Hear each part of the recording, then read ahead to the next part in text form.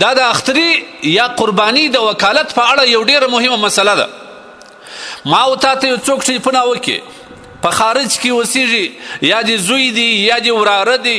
یا دی لور ده یا بل قریب دی، هغه تاسو وایي زما اختری وکړه، مطلق تاسو وایي اختری مې وکړه، دا ګویا تاسو وکالت درکې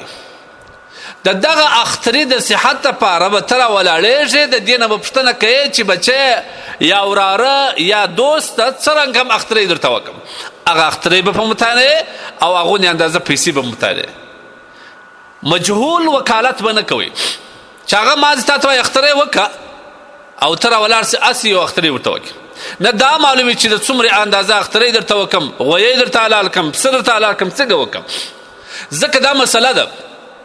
په اضحیه کې چې یو څوک یو چاته وکالت ورکوي چې ته زما قرباني وکړه، د هغه دپاره شرط دا دی چې تعیین به د حیوان کوي او تعیین به د قیمت کوي. او که چیرې داسې وي چې دی قیمت ورته راواسي، هغه قیمت باندې دا معلومیږي چې دا یا پسه شي یا غویی شي یا اوښ شي، ځکه قیمت بعض دا رقم پیسې چې هغه د پسه پیسې،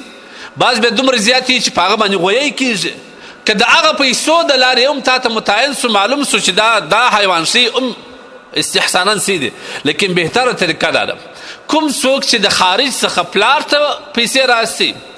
یا یو ورور ته راسي یا یې اکا ته راسي یا یې قریب ته راسي یا په خپله لور و خپل کورنۍ ته وایي یا مور پلار ته وایي چې زما د طرف اضحیه او قرباني وکړه، هغوی باید دا هم وکړي چې پسه رانیسه دومره قیمت والا رانیسه، دا پیسې زه در اسوم یا ما در واستوي. مجهول وکالت به نه کوي، لکه دا زموږ ستاسو په پښتنو کې لور پلار ته وایي بابا زما اختری ته وکړه زه خو سونه لرم، یا زوی پلار ته وایي چې بابا زما اختری وکړه. اوس که چیرې بیا داسې دا مسله مې زده کړې هر کال یې پلار کوي، عادت دا را روان وي، هر کال یې پلار کوي پسه پسې خیرات دي دغه قرباني کوي، د ده په قرباني کې پسه حلالوي، پسه اضحیه ده، هر کال دغه ترتیب را روان دی. که په دا کال باندې هم په هغه ترتیب باندې حلال کړه بیا هم فقها لیکي چې استحسانا صحیح ده، ځکه عادت دغه را روان دی چې هر کال یې پلار د زوی دپاره کوي یا یې د لور دپاره کوي یا یې قریب د پلانکي دوست دپاره کوي، نو هغه پر هغه د عادت باندې دی هر کال پسه رانیسي، اوس هم پسه ورته رانیوي، دا بیا جایز په دې کې مشکل نشته. خو البته که اول وارې وکالت وي چې دی تا ته د هغه ځای سره تلیفون راوي یا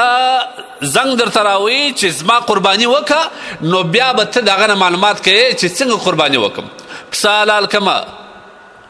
او سیرلی حلال کړم، غویی حلال کړم، څنګه وکړم، 2 روپو والا. او که چیرې هر کال وي دی تا ته پیسې راسي او ستا د په مابینځ کې یو عادت وي، نو بیا هم فقها لیکي چې دغه عادت چې د دې په مابینځ کې را روان دی، دغه عادت په خاطر باندې دا په هغه اندازه لکه څنګه چې مخکې قرباني کول اوس هم وکړه، استحسانا صحیح دی، په دې کې څه مشکل نشته. او که عادت نه وي اول د وارې وکالت وي، په وکالت کې باید تعیین وسي